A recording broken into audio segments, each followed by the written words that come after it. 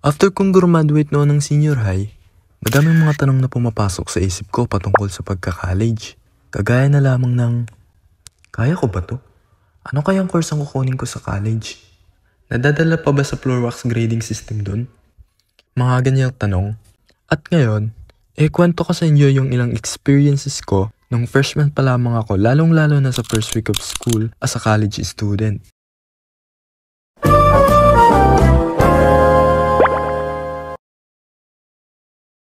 Bago ako nun mag-enroll sa college, naguguluhan pa ako nun kung ano ba talagang kukunin kong course. Kasi nung nag-senior high ako, undecided pa talaga ako sa course na kukunin ko. Kaya GAS o General Academics na lang muna yung kinuha kong strand nung senior high. Kasi may nagsabi sa akin na yun daw ay para sa mga students na hindi pa sigurado kung anong course ang kukunin nila sa college. Naniwala naman ako. Kaya after kong graduate ng senior high, ay doon pa lang ako nagsisimulang mag-decide kung ano ba talaga ang course ang kukunin ko. Kasi ini-explore ko pa ng sarili ko eh. Sabi ko sa sarili ko, it's either multimedia arts o di kaya fine arts. Kasi kung kukuha man ako ng course, dapat related pa rin sa kung ano talaga hilig kong gawin. Para doon ako mas ma-motivate mag-aral at syempre, mas mag-excel ako. Kaso nga lang, hindi naayon ang lahat sa kung ano yung binabala ko.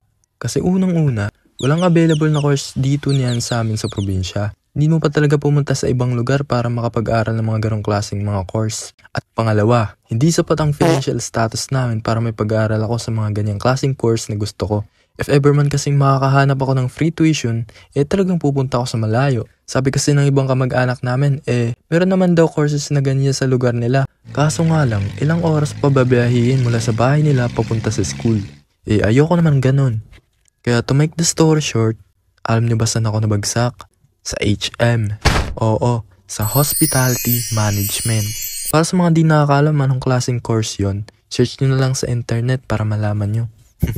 Dito na lang ako nag-aral sa amin sa bayan kasi wala din naman akong choice. And ilang kilometro lang layo ng university mula sa bahay namin. Pwedeng-pwede mo nga lang lakarin. Pero syempre, nasakay ako sa habal kasi ang bagal ko kumilos at ayaw na ayaw kong malate. At yung university nga pala dito sa bayan na malapit sa amin, meron silang ino-offer na limited courses kagaya ng education, secondary, major in math, English, and Filipino. At meron ding elementary education, criminology, IT, at saka itong hospitality management. At free tuition lang yon. Nung pasahan na ng requirements during enrollment, meron silang binigay na form na may part doon kung saan fill upan mo kung ano ba daw yung first, second, and last choice mo na course. Sa akin kasi, sabi ko sa sarili ko, ayaw ko naman ng education kasi di ko naman gusto maging teacher at hindi kakayanin ng pasensya ko ang ganitong trabaho.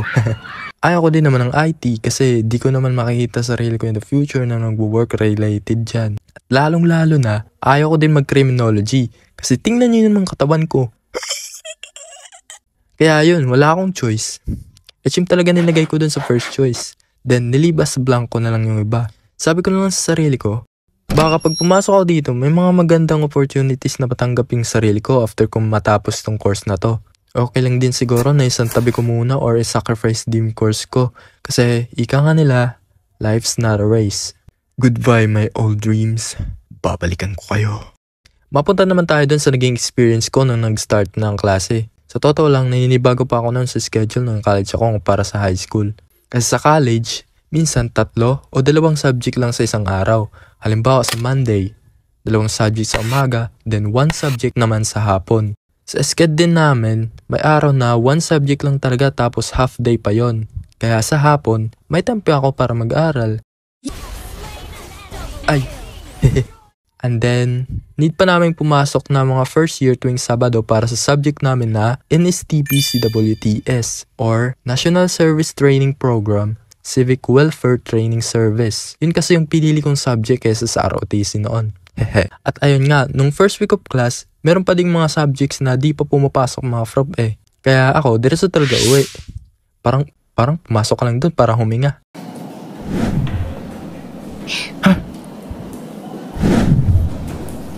Bawo! Nung first day ko sa college, wala akong makita na kakilala ko man lang na nag-enroll sa course na yon. Kaya naupo lang talaga ako lagi sa gilid o di kaya sa harapan. Karamihan pa naman sa mga classmate ko nun, mga babae. Kaya wala talaga akong makausap man lang doon kasi di ako sanay makipag-usap sa kanila eh. Pero syempre, sinubukan ko pa din makipag-socialize. Okay, class. Scroll your fairy up to page 7. Ano daw page sabi ni ma'am? Page 11? Doon din kasi sa klase na yon, nalaman ko na yellow paper na pala talaga yung papel na ginagamit sa college. So ako na masyadong sigurista sa buhay, nagdala ako ng 1 whole yellow pad at 1 whole na white pad. Alright. Malay ko din dun eh. Dinala ko na lang din yung white pad ko kasi dami kong natira noon nung high school pa ako. At speaking of papel, isa sa natutunan ko na wag kang magdadala ng whole pad na yellow paper. Dahil sa mata ng iba mong kaklase, magmumukha ka talagang supplier ng papel. Yung kahit nakikita mo pa lang yung pagmumukha, manghihingi na agad sa'yo. Pwede ako makahingi ng paper? Aba, first day of school, wala kang papel?